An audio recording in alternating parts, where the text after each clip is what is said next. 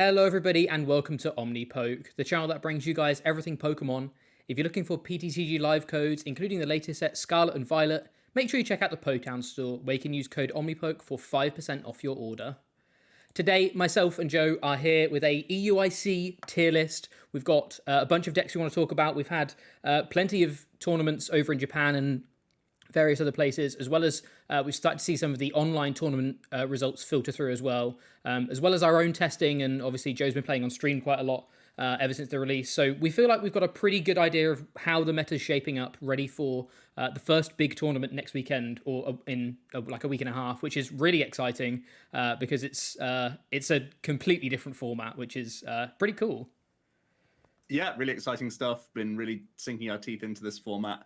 I've been obsessing over statistics and getting as many games in as possible on live.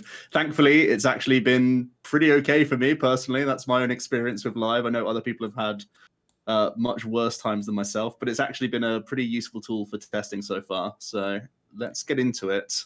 I think I'm going to start with the now dethroned Lugia deck, because this was, of course, the biggest story of Crown Zenith and Silver Tempest, where it was just by far and away the best deck in format. We had it as an S-tier deck all the way through that 6-month period, and we think now it is losing so much to rotation and having to completely restructure how it's built.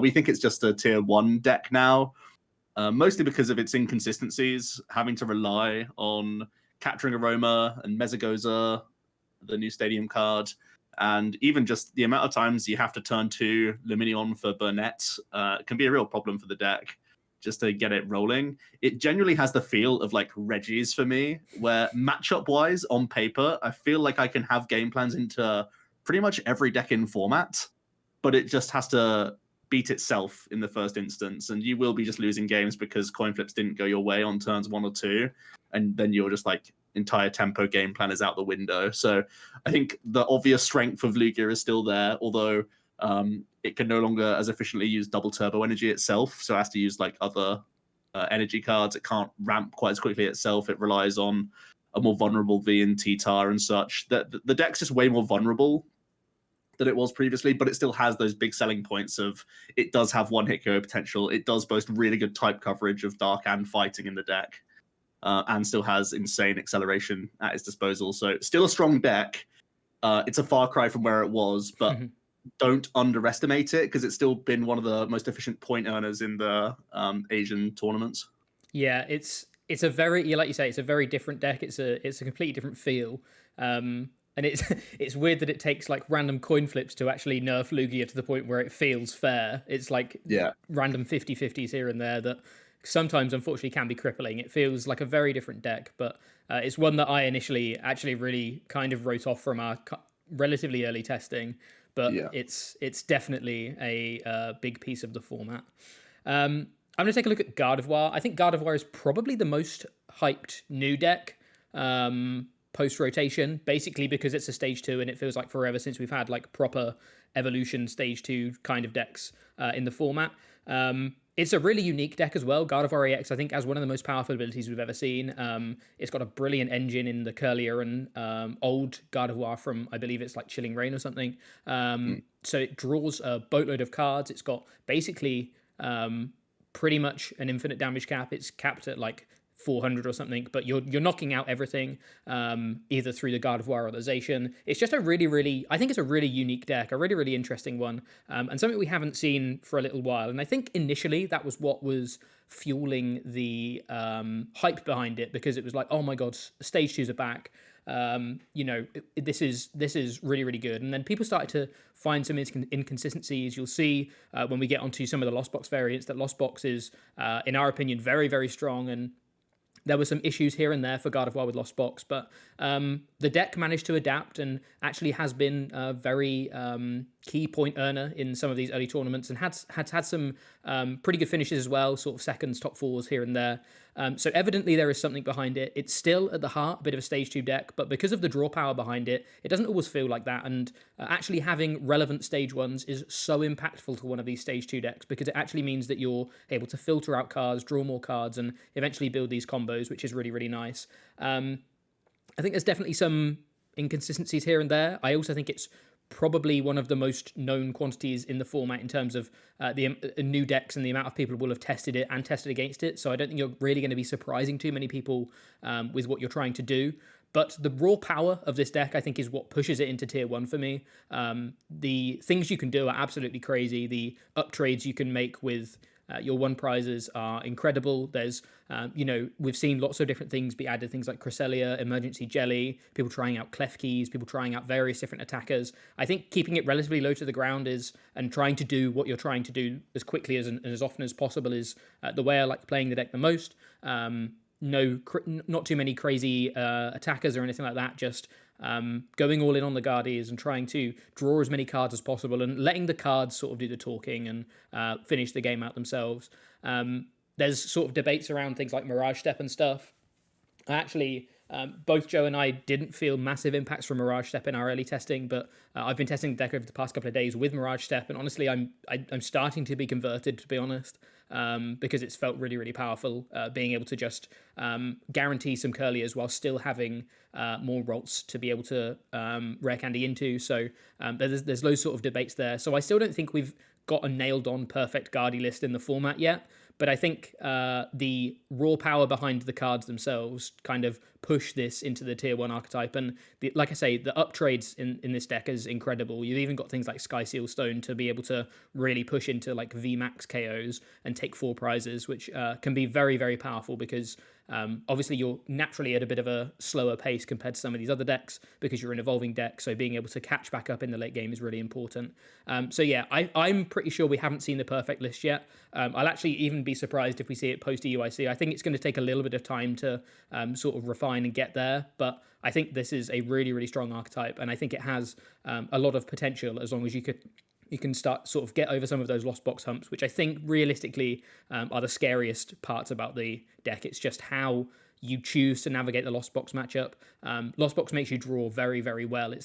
You can definitely beat Lost Box, but it really, really puts you to the test in terms of your draws and stuff and making sure you're keeping pace with them because, again, they're a one prize deck and you don't have that uptrade potential here and there. So, a very, very strong deck. Again, I think it's one with a huge ceiling in terms of power level. Some inconsistency here and there are sort of ironed out compared to old Stage 2 decks.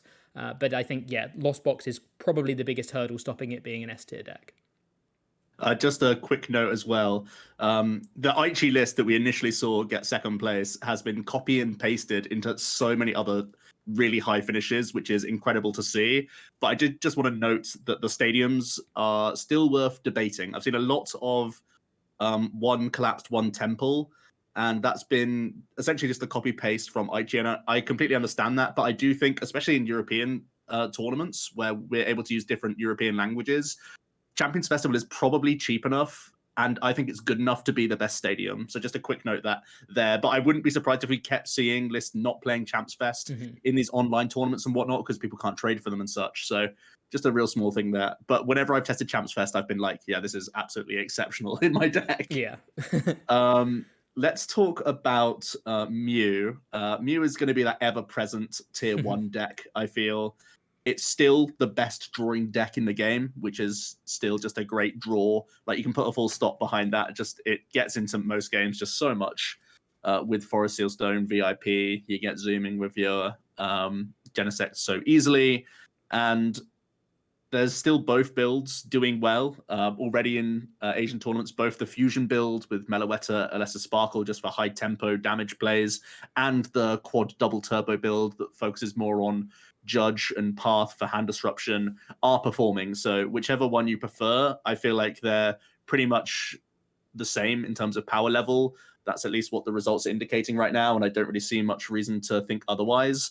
My one caveat would be that I think DTE Mew has a stronger time into the Lost Zone variants, so I would personally lean towards that build, because I think that gives you a better chance of beating what we're expecting to be some of the highest tier decks. But yeah, it's a pace setter deck.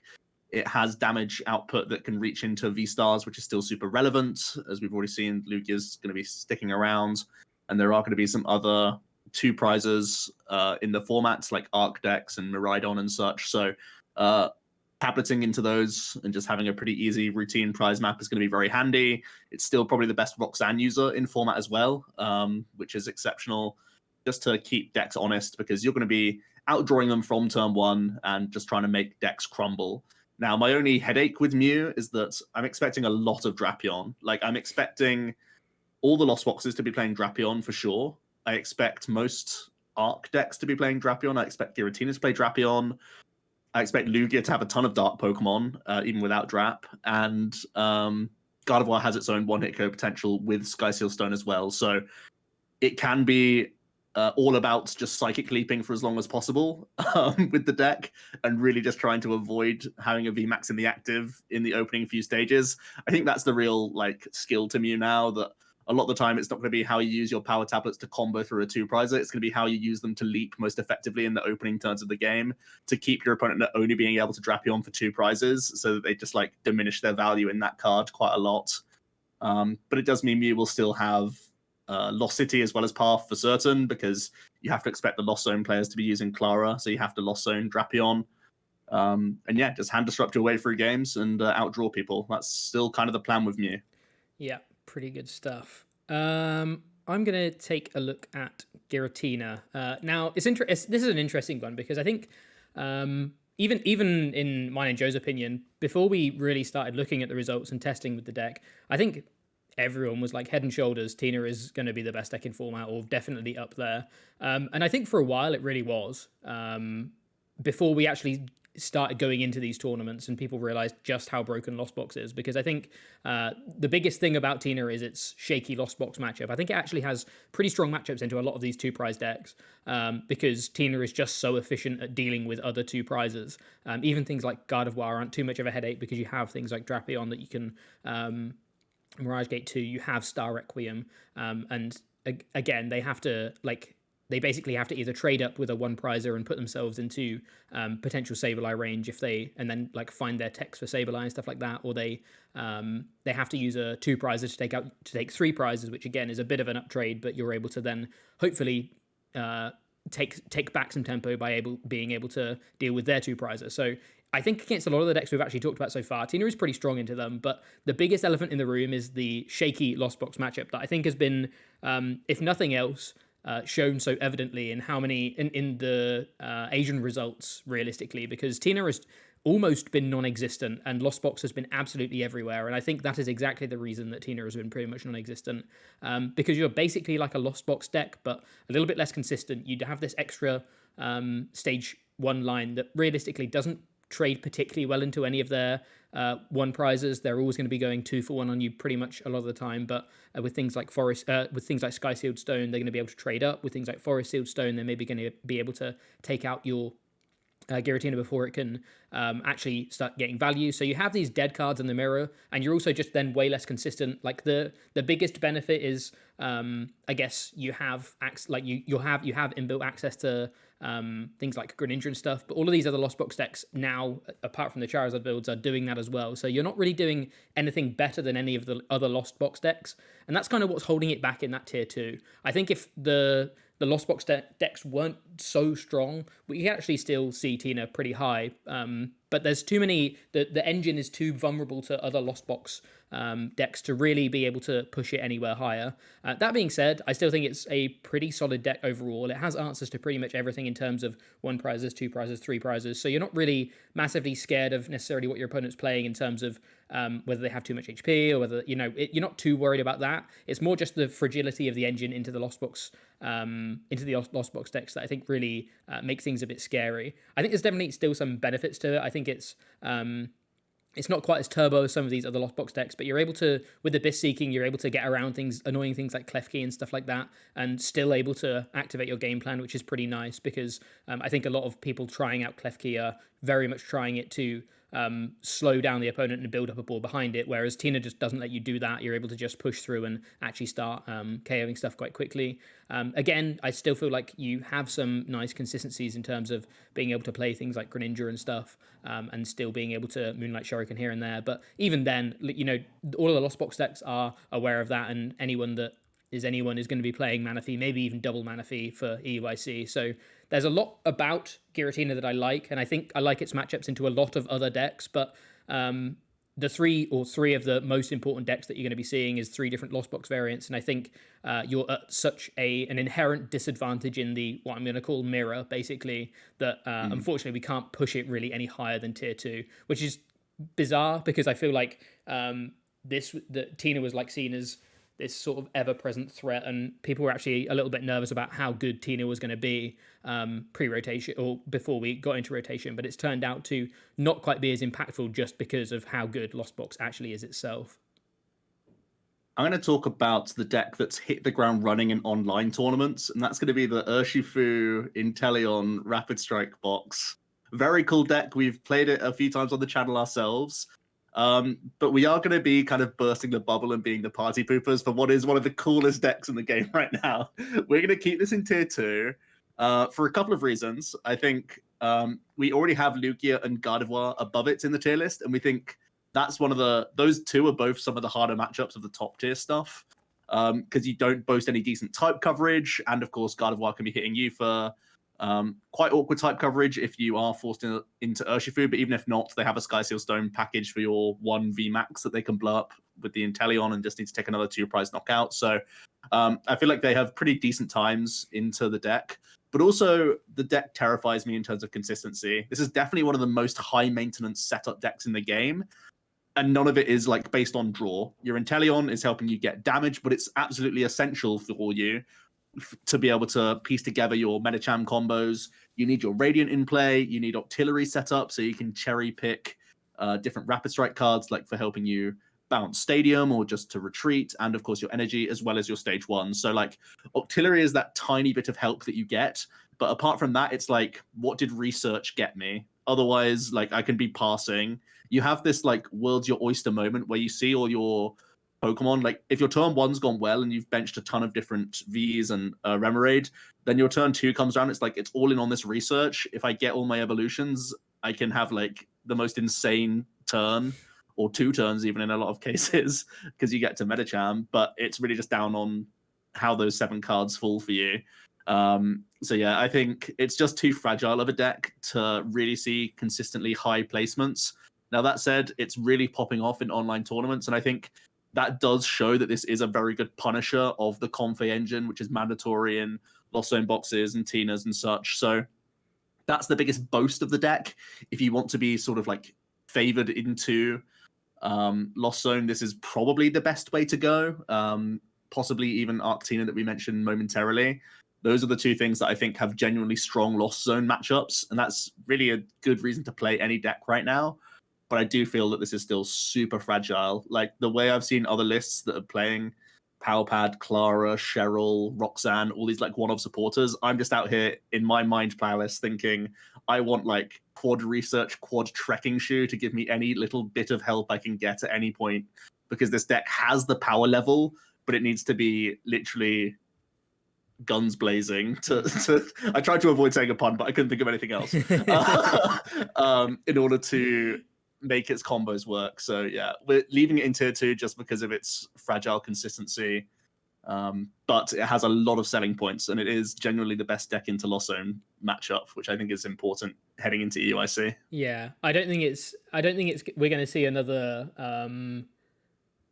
sort of EUIC from last year where all of a sudden there's a load in top 8, but I can definitely see a couple of people dodging and weaving and dipping and ducking their way through into maybe even like top 16, top 8 with a deck like this, because it feels like quite a risky call. But yeah, the power level and the right matchups, it feels like you're just absolutely slaughtering Lost Boxes when you're doing well with it. It's pretty strong. I also just want to say quickly, I intentionally didn't say that Mew was one of your bad matchups, because if you choose to play double Drapion, your Mew actually becomes hilariously good because Octillery can shoot a Stadium Bounce, so their hand disruption game plan against Drapion just doesn't work. So it's actually one of the better decks in format against Mew if you choose to play the double Drap, which I think is probably the right way to go. Yeah, I think after our testing, I definitely agree. I feel like we could, even though I'm really happy with how we put it, but I feel like we'll see some people taking the risk and, like I say, dodging and weaving here and there, and we could see a pretty impressive result if you've got the stomach to try it out, I think. Let's start addressing the elephant in the room, and I'm going to take a look at Sablezard, sort of Sableye Charizard Lost Box, as the first Lost Box we talk about. My personal favorite, just because Mirage Gate makes my head hurt, but also because I feel like there's actually really good, like Charizard is just really, really good right now. It's trading up into a lot of good stuff. It sets up great numbers for Sableye if you're not quite trading into things, which is good. And there's still plenty, like the deck feels like it has way more space because you don't have to play all of the Mirage Gate stuff. So it feels like Lost Box, but maybe sort of with training wheels a little bit at times, but I don't think that's necessarily a bad thing because the power level of the deck still feels incredibly high. Sableye is still very, very impactful. And like I say, Charizard, I think, is a brilliant attacker right now anyway. I don't think it's quite as strong as the others, but it's personally like I'm really enjoying playing it myself. I feel like the deck flows really well. I feel like there's a lot of flexibility for you to do stuff, and there's not as much pressure on every flower selecting being, exactly perfect. You have a little bit more breathing room, and you're able to sort of weave your way out of situations here and there just because of how good of a late game attacker Charizard is anyway, especially paired alongside with things like Sableye as well. But this is my personal favorite. I think objectively it's probably the worst of the three, because I think the power level isn't as high as the other two, and I think results wise it's not as high as the other two. But I think if you're a Lost Box sort of newbie like I am, because I haven't played Lost Box at all in a tournament setting, at least for any of the events, because I've personally felt like it's a little bit too risky for me to want to. I feel like this is the kind of list I'm looking towards, and I think it's definitely still got the power level there. I think, I really like Charizard in this format so far.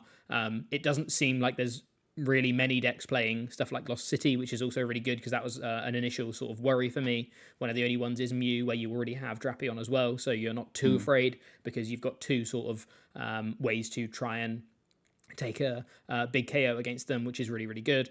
You still get to be that one prize deck, which is really nice because I think it gives you time to actually start trading up, and there's still plenty of other decks out there that you're pretty happy to be a one prize deck against. I think it probably has the worst Lost Box mirror just because you don't have things like Greninja and stuff, so there really is the pressure on trying to find Manaphy and stuff like that.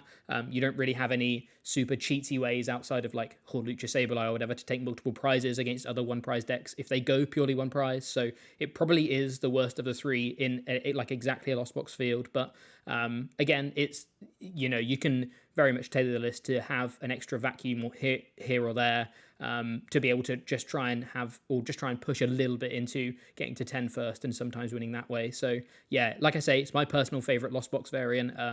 Probably objectively not the best one in terms of I know it's not in terms of the numbers, but for me, it's the one that I think gives the player enough breathing room as well. And that's something to definitely keep in mind when you're going to be playing a 14-round tournament potentially. It also probably helps with the mental game a little bit and not feeling like you're going to have a sort of a headache for the whole day. There's a little bit of breathing room with it. So yeah, it's a personal favorite for me, maybe a little bit biased, but we're pretty happy with all of the Lost Boxes being very, very strong, to be honest.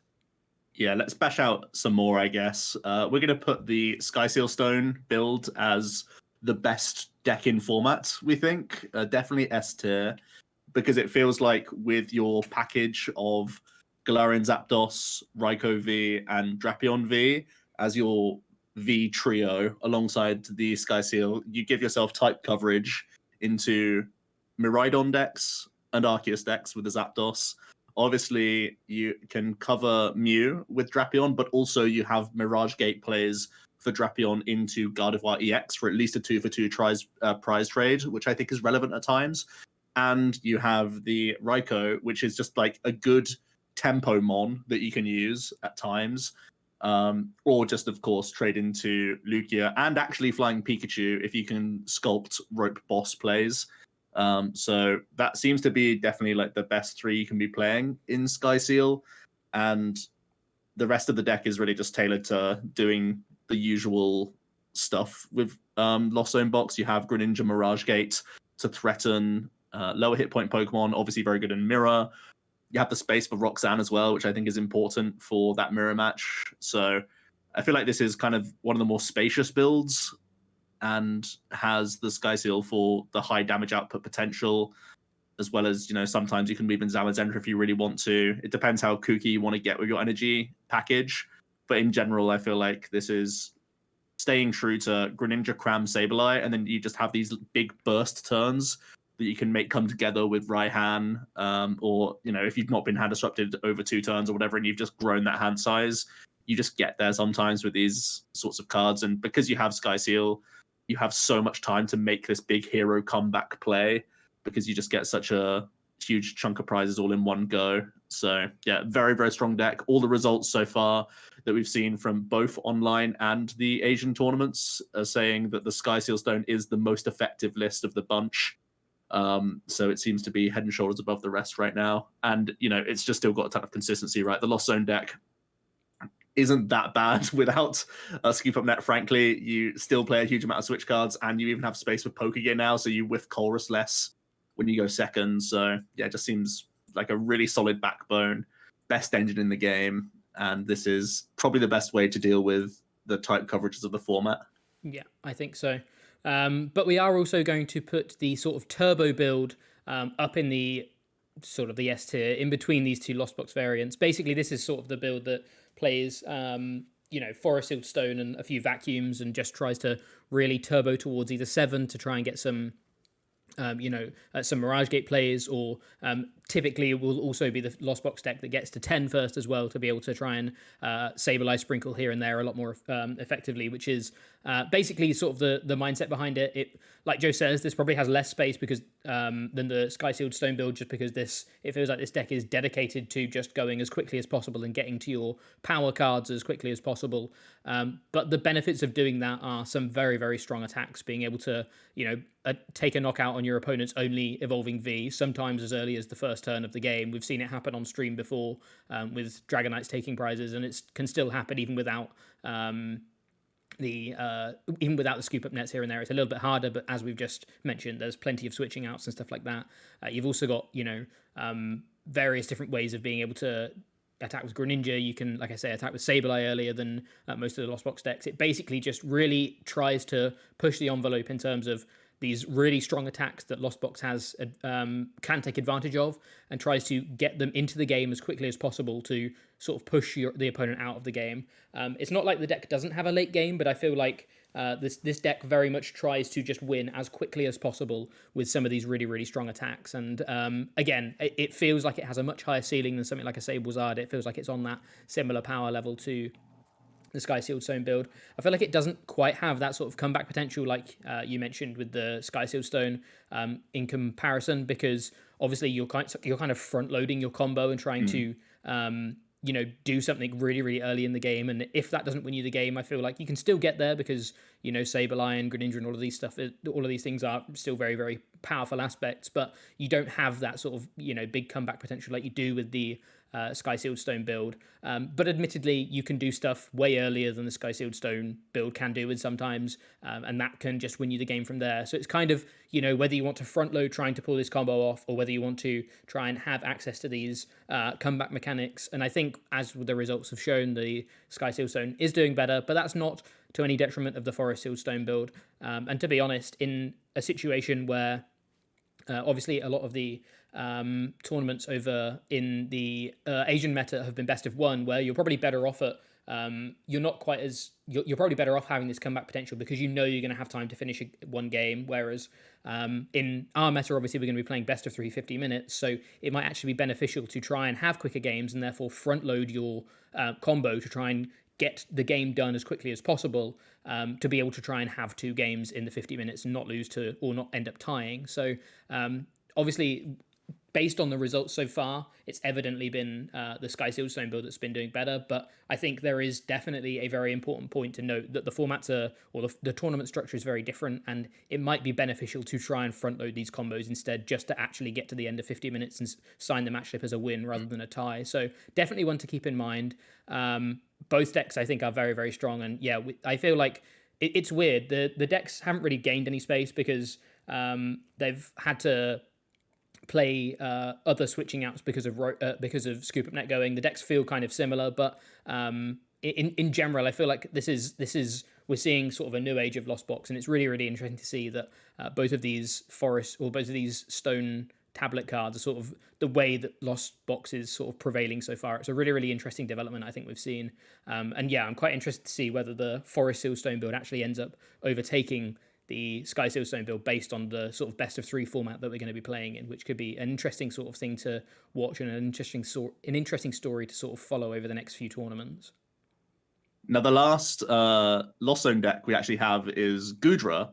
It's fresh off a regional win to end up the Crown Zenith format. Good for Goo. It's taken a long time to get that dub. It's fallen at various points in top 8s, but I still feel this has a lot of legs. Now, I think this gets hurt by net a lot more than the other Lost Zone decks, because it had to get to 7 to start using Rolling Iron, and until you're using Rolling Iron, you're a very vulnerable 2-prize Pokemon that many decks could capitalize on.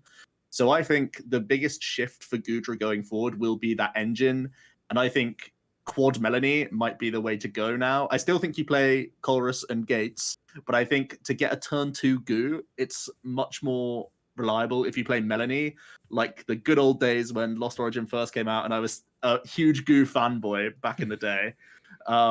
I feel like taking it back to that sort of approach is definitely the right way to go. So you have that tempo Rolling Iron option. And if I'm putting my metagaming hat on, I really like Goodra's placement heading into EUIC. Everyone is saying that Lost Zone is the best deck, and it is the best performing deck so far. But in a lot of the Asian tournaments, especially going into the Aichi Champions League, Giratina was touted to be the best deck. It had all the best like League Cup equivalent results. So having that tanking deck in the format just didn't exist. There was no reason for a tanking deck to be a thing. But now that the sort of format has changed enough where Lost Zone box seems to be overtaking Giratina and pushing Giratina down the tier list, down to tier 2, I think having a tactically bad matchup into Tina, to have a very good Lost Zone, to have a way better Lugia than you used to, like now you don't have to have Copium, Parasol, or Temple of Sinnoh to be decent into the Lugia matchup.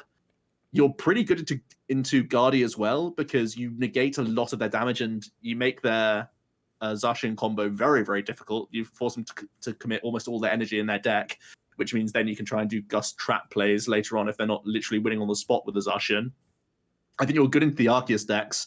I think your Mew was already like kind of bad, so that's not really changed. So the metagame wise, I think Goodra could be really intelligent going into EUIC personally, because similar to Urshifu and Inteleon, it's one of the only decks on this list that can boast a good matchup into the Lost Zone variants. We're still keeping it low because it has absolutely no results to speak of in either the early online events or the Asian tournaments, but that's because the format is shifting, and it's shifting away from Giratina. That's kind of the context that you have to remember, that a lot of the Asian tournaments had Giratina breathing down the neck of Goodra, and ever since Tina is in decline, I think the door is opening for a tanking deck, and I think Goodra could be that deck. It's probably the best tanking variant that we have.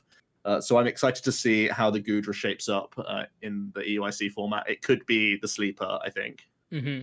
Do you want to talk about I guess I'll take Arc Goo just because we're kind of on the Goo topic already. Arc Goo is an interesting one, and this was actually Arc Goo was a deck we built really early, and then kind of didn't end up testing it too much. And I don't really know why, because to be honest, actually I remember it beating me a few times and thinking, this is kind of annoying, because you've got the whole Arc stuff with like Judge Path and that kind of stuff. But then if you manage to make your way through the Arc, you've then got to deal with these Goos that just have massive HP. But we just sort of never... I think, again, like you said, we knew how good Tina was touted to be, and there was just no point in testing a Walling deck at that point. Arc Goo actually got its first big result in one of the recent online tournaments, and I think that is exactly like you've mentioned. It's because we're starting to see this shift away from Giratina at this point, now that we've had enough time to understand how to play the Lost Boxes and this, that, and the other. So I think already, even though like they're different decks, I think already Arc Goo having a result this week shows that the meta is actually we're starting to pave a way for Goodra, whether it's the Arc variant or the Lost Zone variant, pave a way for it in this format. And I'm really interested to see sort of where it goes. I feel like you like you say, you've got the backbone of the Arc stuff as well. If you want to be, if you'd rather play that engine, and we've put it a little bit higher on here simply because this the Arc build does have a result. Like it's only one, but it does have like it does have one result to at least look at. And Arctina has a ton. Yeah. Yeah. But I feel like we're going to be able to we're going to start seeing Goo pop up more and more here and there, because the benefits into the Lost Zone matchup are really, really impressive. So they're kind of sitting next to each other because we're waiting for them to sort of evolve and see how they make their way into the meta. But I think the fact that we're already starting to see whispers of results here and there from them, and the format shifted a lot. I think both of these could definitely end up pushing their way up, and I think both builds are pretty respectable. And if you want to take that risk and have the risky Tina, which again I think is pretty fine, to be honest, I like both of these decks for sort of sleeper picks to EUIC for sure. And then we have the other Arceus build, the one that's done a little bit better so far in tournaments, the Arc Giratina. We are going to put this towards the lower end of tier 1. Again, it's similar to what Jack was saying, where it just has that judge path, have you played the game checkpoint, because Arceus is not quite as consistent as Mew, but still one of the more consistent decks in the format, just because Starbirth gets you into the game on turn 2, you power up your next attacker, so you're never really worrying for at least 2 or 3 turns. You're sitting there, you're making people continue to draw well, and in a format with Stage 2 Pokemon, coin flips from Lugia, Path sometimes bricking Mew. You can really slow down a lot of decks in format. You set the tempo, you have the higher damage output from the Giratina to get through things like Lugia V-Star and such, which I think is sometimes pretty important. And even just having the shred option is good for random cards in formats. So yeah, I think Arctina has the damage output, has the disruption at its disposal, and has consistency at its side. And I think, again, there are ways to have a decent time to the Lost Zone box. Naturally, you're just like being big, so you really nullify the use of like Cram and Sableye. They're far less effective into these sorts of situations where you're sort of leaking prizes while you're sort of scrambling around trying to get your combo rolling. Whereas Arc is just sort of announcing attacks and churning through you. If you want to play multiple Sharon's Care, obviously that matchup's going to get easier. You can already play Collapse Stadium as well to negate some damage. But for the most part, you're just trying to make as many V-Stars as possible and be chunky. And also there's the option to have Flying Pikachu, which I think is okay into Lost Box. You have to be a little bit worried because they are playing Raikou Skyseal Stone, so they can try and mug you off with big combos of Rope Boss, Skyseal, dead. But it's hard to construct that when you're trying to spam judge the entire game, hopefully at least. Mm-hmm. But I think the bigger reason to like Flying Peak is it's really good into Lugia. And again, I think Lugia has to be respected this format. I think it's a very strong deck, honestly. So having Flying Peak to stop T-Tar and Stonjourner from just like blowing up your V-Stars, you then prevent them from using anything but their Lugia. And they're actually quite low on colorless energy in their deck. So they can run out of resources. So yeah, I think Flying Peak as a 1-1 package is quite reasonable in Arctina. We've seen that before. We know this archetype sort of has that pedigree. And it just gets in the game whilst trying to throw judges at Lost Box, which is really important, and then judge path at like Lugia and Mew, and as well to an extent Gardevoir. Mm-hmm. So every deck in the top tier and everything above it, you have like, I'm just going to brick you and play the game plans, which I think is just very reasonable, to be honest. Yeah. I'm going to take a look at Miraidon, Miraidon Regieleki. This is going to be our top of tier 2 deck. Miraidon, I think, initially was a very, very hyped archetype simply because, as with, or kind of similarly to Mew, it was just one of these archetypes where, because of tandem unit, you just got into the game as quickly or as frequently as possible, and just getting into the game in a post-rotation meta game is actually very often one of the most important things to do, because we often lose so many consistency cards and this, that, and the other, that the decks that can do what they're trying to do the most, even if it's not the most powerful, are typically some of the best decks. And what I think that was mostly, I actually still think that's relatively true for Miraidon, but one, it hasn't really had massive results to boast. It did win the tournament this weekend, but it hasn't that was the first time we'd even see it break into top 16 in any of the Asian tournaments so far. So it didn't have that. And also, I feel like the game plan for the deck, which is, again, fairly typical of these decks that end up being good because of their consistency, is they're not massively complex. They don't have multiple game plans or anything like that. The deck has multiple attackers in Regieleki or Miraidon or, a one prizer here or there or whatever. But it's a relatively linear game plan. It's no cheeky prizes here and there. It's just taking knockouts on whatever's in front of you or bossing at whatever's around. There's no sort of massively crazy plays you can make with the deck. It was just good because of how well it drew in the early turns, because you're actually able to set up better than every other deck. That's not to say it's not still a good deck, but I think the linearity of the deck is actually what holds it back a little bit, and also being reliant on various multi-prize Pokemon, especially things like Regieleki when we've got Sky Sealed Stone running around. Lost Zone boxes really don't need to do that much, and what initially was seen as quite a good Lost Zone box matchup because of how strong their base Regieleki V was, has actually turned into a bit of a scary matchup because they don't care about that Regieleki V anymore, because they're just going to take a V Max for 4 prizes at some point during the game. So all they need to do is take another 2 prizes elsewhere, and that's not too difficult with their toolkit. So I still think it's actually a relatively strong deck, and I think it's one of the best Klefki users, which is huge because Klefki is potentially a really big part of this format, or could be a really big part of this format because of how much it shuts down. It's shutting down Comphase, Crams, it's shutting down even things like Genesect and Mew and stuff like that. So it's very, very beneficial to potentially have this Klefki game plan, and I do think it's probably the best Klefki deck in the game, but it's just whether, again, you're able to get into those. And obviously the big benefit of Tandem Unit is it searches out your lightning Pokemon, so then you have to dedicate maybe a little bit more ball search to actually finding the Klefkis and stuff like that. So it's not without downsides, so there's that to keep in mind as well. Again, I still think the deck's raw consistency, in a similar way to Mew, the deck's just doing what it's trying to do more consistently than a lot of other decks is still potentially a very good reason to play the deck.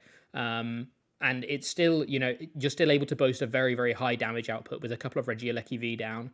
You're able to one-shot pretty much everything with a Miraidon and trade up into things, trade up into V Maxes, whilst also potentially still having these, game plans into sort of Lost Box with Klefki and hit and switch strategies here and there. So it's an interesting one. Like I say, I personally feel like it's a relatively linear deck, and that's one of the biggest things holding it back, along with being very reliant on a 2 prize Pokemon to get set up that people will just end up boss KOing for 2 prizes here and there and trading up on, which is a bit annoying.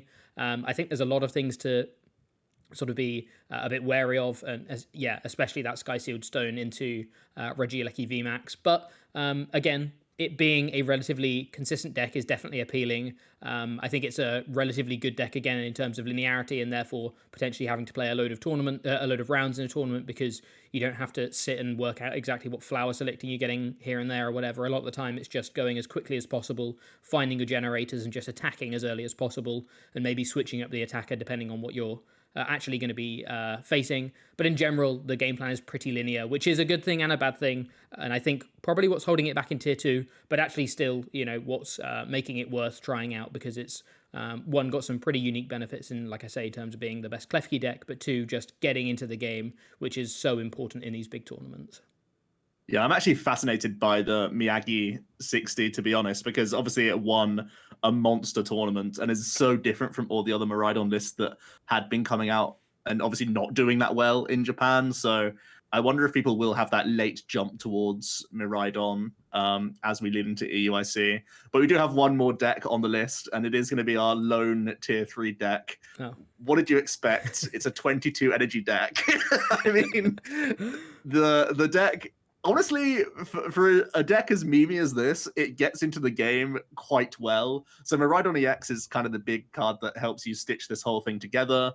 You're able to pull your Lightning Magnemites out to give yourself really good access to your basics that you can then try and rare candy into based on Adaman, throwing away 2 metals to get into 2 cards, or to get that Irida combo to get you candying up, which is massive. So I think it's really stunning that this is able to just about work. Also you have the Rotom V that you can get out with Miraidon to give yourself extra hand advantage, similar to how old Dialgas used to play Zacian. But yeah, this is a surprisingly okay deck. I mean, it's actually made it to the tier list, where many decks that you may think of haven't made it to the tier list. So there's that. But yeah, Dialga's, obviously its V-Star power is still one of the most intimidating and powerful things in the game. Combining it with Avery can be absolutely monstrous into a ton of matchups like Guardi and Mew. And yeah, because you just play this silly ratio of energy, the Magnezone can be popping off, and then suddenly you're bursting through all sorts of high hit point Pokemon. And Dialga can't be dealt with too easily in format. Like, a lot of these decks do have one hit KO potential, but it requires a lot. And just like the speed of this Dialga coming out onto the field can be just too quick for them, especially if you Chronos into things. So yeah, sometimes you do just out tempo people with this deck, which I think is hilarious. But naturally, for a tournament like the EUIC, there's probably going to be way too many rounds for this deck to get it done in best of 3 series. I feel like this is actually better in a best of 1 because you just take the highs of the deck and like go as far as you can with it. Whereas in best of 3, it's like you won so quickly because your deck did the thing, and then you still have to like win 2 more games, which is like, or win at least, well, not lose a game after that, and the deck can just crumble. So ironically, this deck has a really high win rate on our spreadsheet because it's only played a few games and it's doing well because we're, you know, rolling high with it. So we had to give it the nod it deserves, and it's already had a top 16 placement in these Asian tournaments. But yeah, that's going to be holding out, camping out at tier 3 for now until it is convincing us that little bit more. There probably are some other decks that we could have talked about today, but we're already, you know, wanting to go into higher detail with the better decks. We're going to be doing a top 10 closer to the EUIC. We're still grinding out our deck list and making sure they're as competent as possible, as helpful as possible to everyone. I'm still going to be streaming, doing a lot of testing in this format. I know Jack, when he can, will be getting some testing done, of course, because he's still playing in the event at the end of the day. So yeah, if there are any other decks that we didn't talk about today, make sure you put them in a comment down below. We'll give them the time of day. Talk about possibly why we're putting or thinking it's going to be lower tier. But yeah, this is a reflection of what's done well so far in online tournaments, as well as the Eastern events that we've had so far. But at the end of the day, we get to react to these results that we've already seen, which is why there could be some decks like Goodra and stuff that were on the outside looking in that now have a real good chance of being played decks in the format. Yeah, definitely. I think if we were, I think for me at least, if we were going into one of the tournaments over the past few weeks or so, I probably would have been playing Tina. So it feels weird to be putting it all the way down in tier 2. But yeah, it's just the way the meta has evolved. Final question for the day, Joe. EUIC is in 12 hours time. What are you sleeving up ready to go to round 1? Probably Sky Seal Lost Zone, honestly. Yeah. We put it as the best deck for a reason. I think you have answers to most decks, and I've been playing Lost Zone since Silver Tempest started, so it would be my comfort pick for now. Yeah. But I'm also super interested in Goodra. I just haven't put enough time into it. So that would be the deck. Give me a week, and it could end up being Goodra. Well, luckily for you, you have just over a week, so yes, I'm sure you'll be fine. Yeah, I mean, like I mentioned when talking about Sablezard, I'm pretty sure I just play Sablezard because of comfort. It's probably the deck I've got the most reps within this format now. I have a fair few reps with Guardi as well. And obviously we did a load of testing for various different decks. So I've actually played pretty much every deck bar. I'm pretty sure the only decks I haven't really played on this list are the Goodra decks and the Sky Sealed and Forest Sealed Stone variants of Lost Box, which is kind of weird to say, but it's because I clicked with Sablezard so quickly. I haven't even sort of wanted to try those other two, but maybe I will just to have a bit of a feel about how they work. But yeah, Sablezard for me is a really, really... I'm really enjoying it, but yeah, I still think there's definitely room to explore with Goodra, and I still think there's definitely the opportunity for some real hero results with the Urshifu deck. So pretty interested to see how things go. Like Joe said, we've got plenty of content coming before EUIC, but other than that, thank you very much for watching. We've been Jack and Joe from OmniPoke, and we'll see you in another video tomorrow. Cheers.